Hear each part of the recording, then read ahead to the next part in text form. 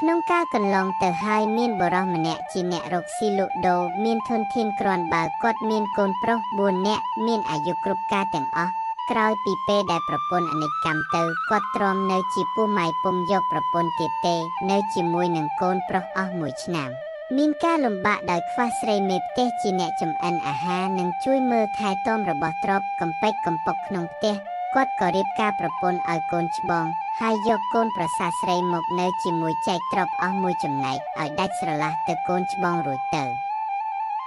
លុះរំលង1ឆ្នាំក្រោយមកទៀតគាត់រកប្រពន្ធឲ្យកូនទី2ចែកទ្រព្យមួយចំណែកឲ្យដូចគ្នាដល់មកគាត់រៀបការកូនទី3ចែកទ្រព្យមួយចំណែកឲ្យទៀតលុះដល់ឆ្នាំជាគម្រប់4ក៏រៀបការឲ្យកូនទី4ចែកទ្រព្យមួយចំណែកទៀតដែរនៅសល់តែផ្ទះមួយក្នុងពុំបានចែកគាត់ទុកនៅទាំងអស់គ្នាដែលគាត់ចែកទ្រព្យរបស់ឲ្យអស់រលីងពីខ្លួនដូច្នេះមកពីគិតថាឲ្យស្រឡះខ្លួនគាត់ហើយនៅទំនេរស្ងៀមចាំឲ្យកូនរកស៊ីចិញ្ចឹមវិញរហូតដល់ស្លាប់ប៉ុន្តែគំនិតគាត់គិតនេះខុសស្រឡះការដែលគាត់នៅជាមួយកូនប្រុស4នាក់កូនទាំងនោះស្រឡាញ់បងប្អូនណាស់ពុំដែលបែកចិត្តគំនិតពីឪពុកនិងបងប្អូនឡើយលុះបាន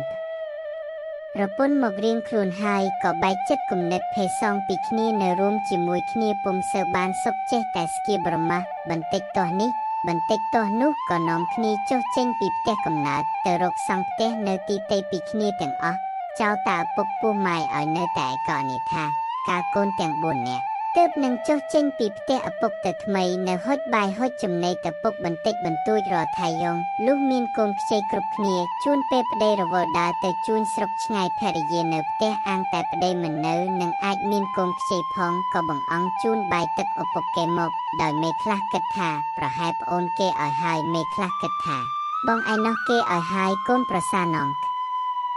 នេះគិតដូច្នេះតែរៀងខ្លួនយូរថៃហងទៅតានោះអត់បាយមួយពេលក៏មានមួយពេលក៏មាន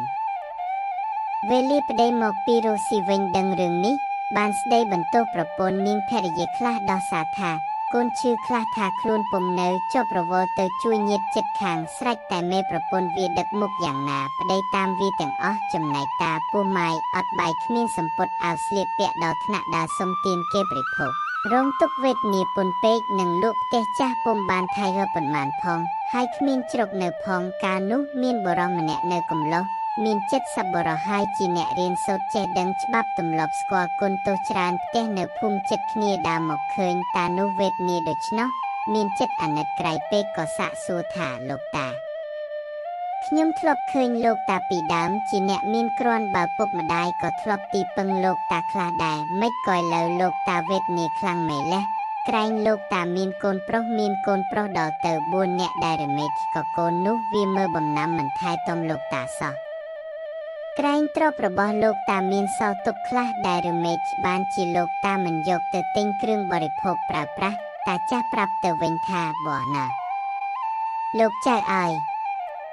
លាក់បាំងអីពីដើមមានទ្រព្យគ្រាន់បើពិតមែនប៉ុន្តែតាអាណិតស្រឡាញ់កូនពេកក៏ចែកឲ្យវាគ្រប់គ្នាអស់រលីងពីខ្លួនទៅគិតថាឲ្យវាចិញ្ចឹមដាវិញឥឡូវពួកវាមានប្រពន្ធហើយថែមទាំងមានកូនទៀតវាឃើញឯងអស់ទ្រព្យរលីងពីខ្លួនវាឥតនឹកនារកតាសោះវាតាមតែប្រពន្ធវាទិញទៅចូលរួនក្តាមក៏វាចូលដែរខ្លួនតាសពថៃហុងឈឺផងនៅតែម្នាក់ឯងម៉ងវេទនីជាទីបំផុតដេកសម្រក់ទឹកភែអ្នកជោគខ្នាយអស់ទៅហើយបាយព្រឹកជាបាយល្ងាចជូនកាលអត់មួយពេលក៏មាននឹងធ្វើការរកស៊ីអ្វីក៏មិនកើតពីព្រោះចាស់ជ្រាគ្រាន់តែដើរស្ទើរតែមិនរួចទៅហើយដោយលោកចៅឃើញស្រាប់តែដេកចាំតែដល់ថៃហុងស្លាប់ទេចៅកំឡោះលាន់មាត់ថាយីអើ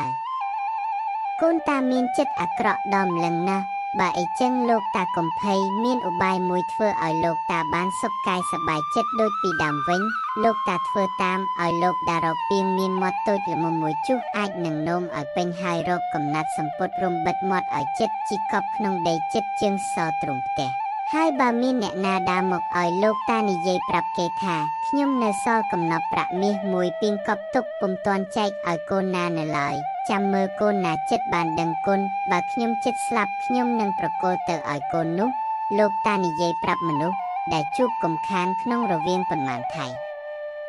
ម្ខែខាងមុខនេះកុំឲ្យលោកតាដើរសុំទានគេទៀតចាំខ្ញុំយកបាយទឹកមកជូនពិសាកុំព្រួយតាចាស់ក៏តាំងធ្វើតាមចែកចិត្តសប្បុរសទាំងអស់ លុះបានប្រហែល5ថៃយ៉ងសម្ដីតានោះបានដឹងដល់កូនប្រុសនិងកូនប្រសារទាំង8នាក់វាមានចិត្តលោភលន់ចង់បានកំណប់តែរៀងខ្លួនក៏នាំគ្នាយកបាយទឹកនំចំណីផែឈើទុំខ្ចីគ្រប់មុខនិងខោអាវក្រមាមកកប់គុណជូនតាឪពុករៀងរាល់ថៃយ៉ងពុំមានខ្វះថៃណាមួយឡើយតាចាស់បានសះជារោគមានសាច់ឈាមស្រស់បោះមានកម្លាំងពលាំងសុខកាយសប្បាយចិត្តតាំងពីថៃយ៉ងនោះមករហូតដល់អស់អាយុលុះតាស្លាប់ហើយកូនក៏នាំគ្នាធ្វើបុណ្យអធិកអធមតាមទំនៀមរួចស្រេចកូនទាំង4នាក់និងកូនប្រសាគិតនាំគ្នាគាស់ពីងកំណប់ចែកគ្នាប៉ុន្តែក្រែងចែកមិនស្មើភាកនាំឆ្លោះប្រកែកគ្នាក៏ទៅរកគ្រូមក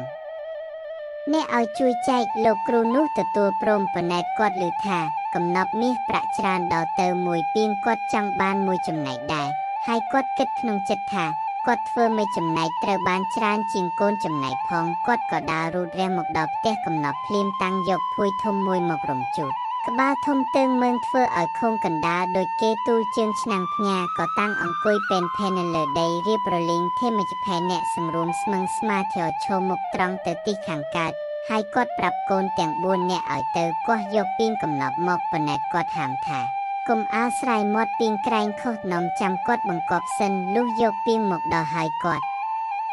យកកូនទាំង4នាក់ឈរគ្រប់ទីទាំង4ធេមជផែអ្នកយកដៃទាំងអស់គ្នាចាប់លើពីងត្រស្ទួយបិទទូលើក្បាលហើយសឹមស្រែកចំណងមាត់ពីងនាំគ្នាផ្អៀងមាត់ពីងស្រោចកំណប់មកលើក្បាលគាត់បើកំណប់ជ្រុះទៅទីណាប៉ុន្មានត្រូវបានទៅអ្នកឈរកំណានទីនោះបើកំណប់ណានៅសល់ទៅលើឆ្នូតក្បាលគាត់ត្រូវបានជារង្វាន់លោកគ្រូទាំងអស់កូនទាំង4នាក់ក៏ចាប់ធ្វើតាមបង្គាប់លោកគ្រូមិនហ៊ានឲ្យល្អៀងភរិយាទាំង4នាក់ឈរកាន់កញ្ជើរៀងខ្លួនចាំកាបក្នុងពេលដែលចែកកំណប់នោះមានអ្នកស្រុកចិត្តខាងទៅចាំមើលផងដែរនិមិត្តតែគេលើពីងបិទទូរួចស្រែមាត់ពីងផ្អៀងចាក់ឈូមកទឹកម៉ាំត្រាំលាមកច្រើនខូបហូរស្រោចលើក្បាលលោកគ្រូពេញកំពុងហើយខ្ចាត់បាច់សាច់ចេញទៅគ្រប់ទីប្រឡាក់ប្រឡោះពីពេញមុខមាត់និងសម្ពុតអាវរហូតដល់នាងប្រពន្ធទាំង4នាក់ទៀតលោកគ្រូបានចំណេញរឿនជាងគេធំក្លិនខ្មោះថាមិនត្រូវគេឃើញលោកគ្រូស្រមើបាត់មុខមាត់រូបរាងអស់ខំក្រោកឡើងសោះគ្រោះខ្មាស់អស់ពួកបរិស័ទដែលឈរចាំមើលពួកបរិស័ទក៏ផ្អើលខំរត់ប្រញាប់ចេញប្រដេញគ្នាទៅផ្ទះរៀងខ្លួនទើបលោកគ្រូស្រែកជារកែសំនួនទៅកូនទាំង4នាក់និងកូនប្រសាថាខ្មោចមេដែងអាដែងទាំងអស់គ្នាអាមេអស់នេះបានធ្វើបាបខ្មោចឪពុកវាច្រើនណាស់ហើយមើលទៅបានជាកំណប់មាសប្រាក់អន្តរាយคล้ายទៅជាអាចនោមប្រឡាក់ខ្លួនអញអស់ដូចឆ្នេះយីខ្មោចអាផេះមេកំផេះអស់នេះខូចមែនលោកគ្រូនិងកូនសិស្សនាំគ្នារត់រហ័សលោតទម្លាក់ខ្លួនទៅក្នុងទនេលប្រងខំត្រាំទឹកលាងបាបអស់1ម៉ោងម្នាក់រួចនាំគ្នាឡើងទៅលើផ្ទះរៀងខ្លួនបានសេចក្តីក្តៅក្រហាយស្ដាយក្រោយខ្មាស់កេតកូនចៅសូមកុំភ្លេចជួយចុច Subscribe ដើម្បីទទួលបាននូវវីដេអូថ្មីជាបន្តទៀតសូមអរគុណ